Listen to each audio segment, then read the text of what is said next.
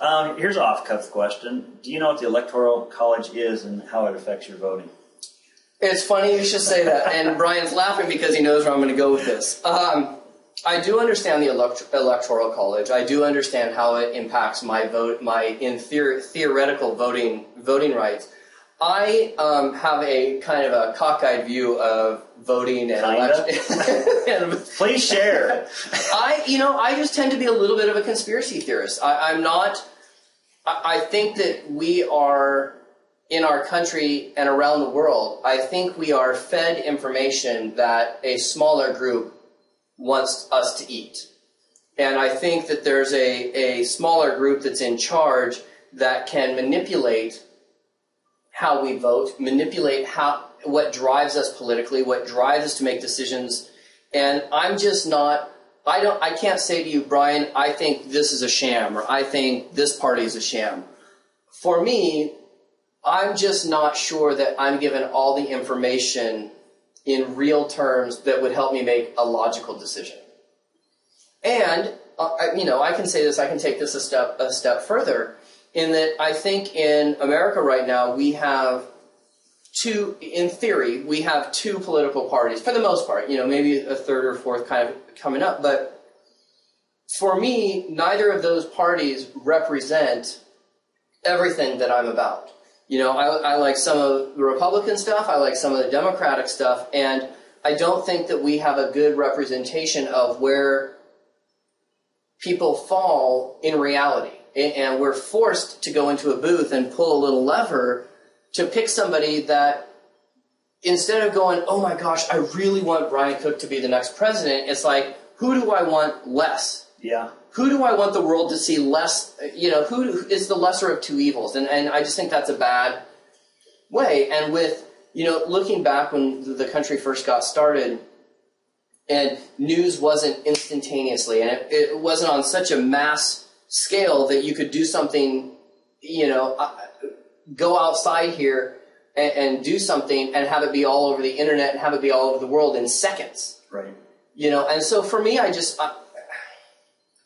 think we have a situation where the Electoral College and voting and all of that, I'll leave that to the news guys. I think we have a system that we're not given all the information. I think it leaves enough room for most people to ask questions.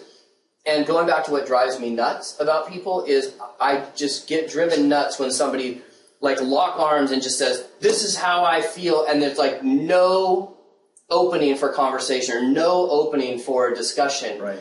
And, I'm going to vote Republican just because I'm from Texas and that's what we do. Or I'm going to vote for the Democrats because I'm from Los Angeles and that's what we do. I just think that we have this system with all its greatness. I just don't think it's a perfect system, and I don't have a good idea of what the perfect system would be, but I think that not everything is how it seems. That prompted me to change the questions a little bit. I'm not going to ask the next question. I'm going to ask your thoughts on sheeple. Do you know what that? I have not a clue what sheeple is. You don't? No. Is it a food? No, it's like people with sheep. Oh. Well, that's a different movie. Yeah. Oh, you're it's a whole. That's a whole different meetup. Yeah. Whole different meetup. I think one of the big things, it drives me crazy. That's one of those things, going back to our earlier conversation about, I just don't do things just because some website tells me to do it, or because some person tells me to do it, or some politician tells me to do it, or quite honestly, because some law tells me to do it. I look at it this way. I live my life the best possible way I can. I think I'm on this planet for a very short amount of time. I have my own set of values and belief system. I'm not a particularly religious person. I'm very spiritual. So for me, I live my life day to day in the best possible way I can. Right? I don't rape people. I don't murder people. I don't kill. I don't burn people's houses down. That's good too. Yeah, I stay inside the lanes when I'm driving for the most part. I live my life in the best way that I can. I don't put people down. I don't say you shouldn't be allowed to have these rights and freedoms. And at the end of the day, when I'm laying down to take a dirt nap, if there's a reward for that, then I'm in. Yeah. And that's really how it is. So I just don't, with sheeple, I mean, and this, I may get into trouble for this, but... Oh, when do you care about that? Yeah, exactly. I mean, both with religion and in politics, I think people have this weird, I don't even know where it comes from, but it's almost like you lose any sort of critical thinking skills, and you just go, this man said this, so I better do this. And all of a sudden you turn into the girl from Small Wonder. And you start, I was just getting worried because I thought you were going to do the robot there. Well, I started and then I was going to go with the Small Wonder girl. But it just drives me crazy that I think so many people, I don't know if it's tunnel vision or I don't know what the word is. Maybe it's just sheeple. Maybe that's a great thing. But I just think anybody that just follows somebody blindly just because they are in the front of a room with a microphone, and a pretty robe on, just makes me nervous. And and I think we lose the thing that makes us a unique country, and that's critical thinking. The idea that I don't like what you're saying, I can have a conversation about that. And I think most people don't want to engage in a conversation. They want to go, I'm right, and I don't want to. Period. And then what you do is then you make decisions based on that. And then you look like a tool. Yeah.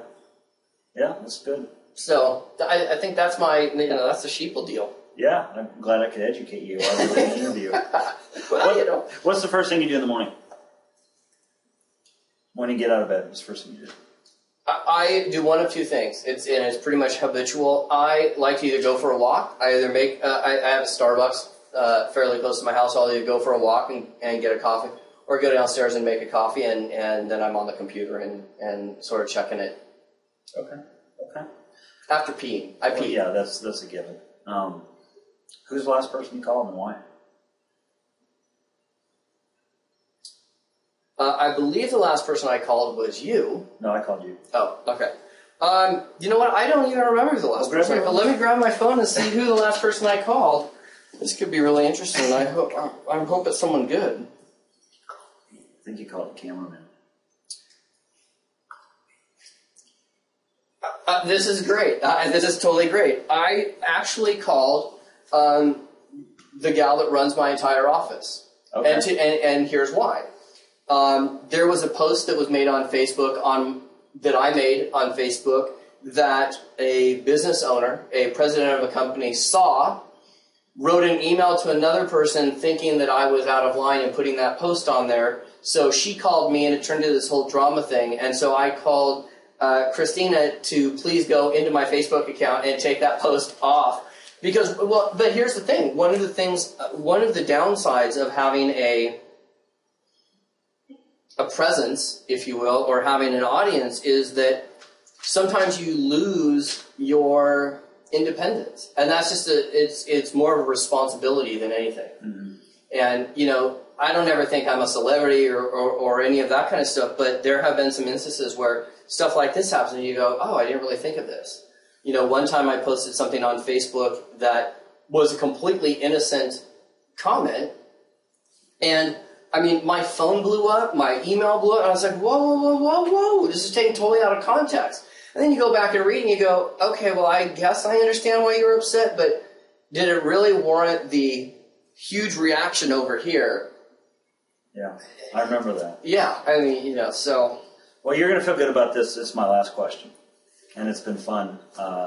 So I'm just going to, I just want you to complete the sentence. A little bird flies down on my shoulder and whispers in my ear and tells me something about Casey. What's it telling me? That once when I was 16, I got drunk in Tijuana and made out with a woman that was about 65 years old. Is she your Facebook friend? No. No, but actually, what was funny about that is I used to run a water park, and we had this game, this breaking the ice game, and I had one picture of this lady. She's like a grandmother old, right? And I was drunk. I was 16. I was in Tijuana. It could have been something else. Yeah, exactly. And we had this game, and the object was you had to kind of say something about yourself that nobody else would guess, and they put these all up, and then you had to go and you had to guess who was it, and I won the game because nobody could have bought that for a second. All right, well, just to make this fair, I'm going to let you ask me 3 questions. So you can ask me anything you want, and you can ambush me, and whatever. You know what? Here's the deal. Let me ask this. You asked me who my crush was. Let me ask you, who do you have a crush on? Well, I absolutely 100% have a super crush on my wife. I mean, she's my best friend and she's gorgeous. I mean, that's a given. I have a total crush on her. But as far as crushes go, I'm like you. I'm a learner. I want to meet with people that I would love to sit down with Donald Trump and just engage in a conversation with him. It'd be a fascinating conversation. And just to follow him around through the day, right? And just, I would be fascinated. So I'd say I have a man crush on him. Jose Luis Oropeza, who used to be a vice president of beauty control, is just an amazing communicator and a coach and a trainer. Totally have a man crush on him because he just, you feel at ease when you're around him. You know those kind of people. I met him down at an event, and I can totally see that. Yeah. Now that you say that, I might have to go back and change it. Yeah. Exactly. So that's my crush. You know, crush as you could say. I have a crush on my 7-month-old Maltese puppy too. But you know, I was gonna do a whole thing about the dog, and I just thought people will find it on your Facebook page, and they'll make their own decisions. Yeah. Let me ask this, Brian, and this is a question that, and I don't mean it in a political sense. I just mean it in general because I think you can tell a lot about people by causes or things that they get sort of caught up in. So, is there anything, person, company, situation that you actively boycott, and why? Actively boycott, I don't really, I mean, I am, again, fascinated. If it wasn't for like the Discovery Channel, I had no idea that these whale wars were going on. Oh my God, it's the best show on television. Between Whale Wars and Deadliest Catch, like I'm in. And I had no idea. I mean, that's something that I would invest in and put money to stop that. And I don't even know why. I can't even really go into why I think it's wrong. I just think it's wrong. Mm-hmm. And I really boycott politics. I mean, I don't like either side. I feel like it's lying. All of it's just a big lie. And we're being sold crap, and I don't want to buy crap. So, and I boycott all news channels. I can't stand the news because it's all crap.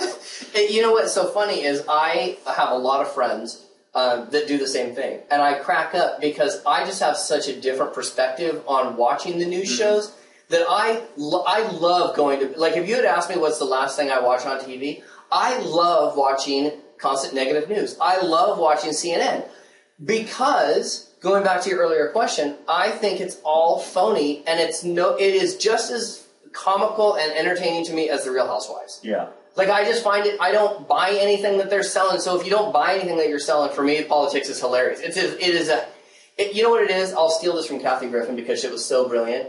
Politics is just showbiz for ugly people. I've heard that, yeah, I agree. I agree. You know? So, okay, so now here's the thing. All right. So you and I are on QVC. Okay, I'm trying to remember what that is. QVC is the home shopping network, where you literally have to sell something to an audience of millions. Millions, okay. Millions of people, and the object that you're selling may or may not even be there, right? So it really does talk about your ability to sell something and describe it and tell a story. Sell me your wife. And not in that way, but, you know, Well, first of all, she's not for sale. I don't know how to tell you this, Brian, but everything's for sale. We're just haggling over the price. Okay, well, we're not haggling. How do I sell my wife? Well, let me tell you the story when I met her. I was living in Memphis, Tennessee, single father, went to Vegas for a friend from high school's wedding, and I really, in my mind, was like, just going to Vegas to have fun, had no intention that I was going to meet my future wife, and hanging out, having fun, and I walked into this wedding, and across the room is my wife in this red and black sequins dress and curly hair. I have a thing for curly hair, curly, long, blonde hair. And I remember saying specifically to myself, if her face is as hot as the way she looks from the back, I'm in love. And she turned around, and we met eyes, and I ran like a schoolgirl. I ran to the bathroom. I mean, I was so intimidated by her. And I remember coming back and everybody had sat down by the time I came back, so I probably spent 20 minutes in the bathroom trying to figure out some cheesy pickup line, right? And there was 2 chairs left at the table, one next to her and one next to this person that...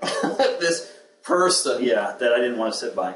And I sat down next to her, and we started talking, and I said, let's do a shot. And we did buttery nipples. Of course you did. Knowing Michelle, of course you did. Of course you did. And so we engaged in a conversation that was stimulating. I felt like I'd found my other half. I mean, not to sound cheesy, but it was such a match. She's gorgeous. She has beautiful blue eyes. She has great hair. She speaks well. She's a hard worker. I've been in law enforcement for 17 years of my life. She does not allow me to bully her. She will call me on my BS. She is a top incomer in her company. She loves to travel. She loves to laugh. And she's goofy. She is so authentic that, to me, there's no better woman on the face of the planet. And anybody watching this can't afford her. So yeah, and here's the thing. You know, it's funny. Like, as you were saying that, I actually got goosebumps, and two reasons. One, watching how you interact with her is just awesome. And knowing her, I mean, I'm very privileged that I know Michelle, and watching how she engages with you is spectacular as well. I mean, it's just awesome, and that's the kind of thing that if we could bottle you and Michelle and the energy around that and duplicate that in families, whether it's a mixed family, a single parent family, a gay family, a lesbian family, an interracial family, a broken whatever, if the amount of love and energy of goodness that is exchanged between you and Michelle and Jordan could be bottled up and sold, it's priceless. It's just priceless. So, well, thank you. You know, and I don't want to sit here and paint. You know, we have heated debates. I mean, because we're both very strong-willed people, and I've learned through the errors of being a bullheaded man that I go by the mantra, happy wife, happy life. And that's a tip that you want to take into you want to make your spouse, your partner happy, your life is going to be so much easier. Because I know if Michelle's happy, that means I'm happy. You know, but again, you can't do that all the time. But I want to just kind of close this up, and those were great questions, and I appreciate that. This was fun. This was a lot of fun. A lot of fun. How can people get a hold of you? Very easily. They can get a hold of me. I have two websites primarily, CaseyEberhart.com and TheIdealNetworker.com. The Ideal Networker is my blog. We do networking tips and nuggets, and we don't even sell anything on the blog. It's just a place for people to go and have a resource. I'm on Facebook, and I'm pretty much all over on the internet. So if anybody, all you have to do is really go to any place on the internet. Maybe try that page, Google. Yeah, it was funny. A good friend of mine who was mentioned earlier, Cedric Harris, has a T-shirt back in the T-shirt conversation, and I will never forget walking into a huge event with thousands of people, and he strolls in and he's wearing a T-shirt that says "Google me, bitch," and I just thought it was the funniest thing from that. So I try to stay away from that, but I'm on Facebook and Twitter and LinkedIn and stuff. So. Thank you. Thanks for watching. Thanks, guys. Have an awesome day. And go over and, if you would, comment on this video of what you got out of it. And you probably can't hit Casey up on Facebook because he's overloaded with friends. So go to his fan page and share with him what you got out of this interview. Have a good one, guys.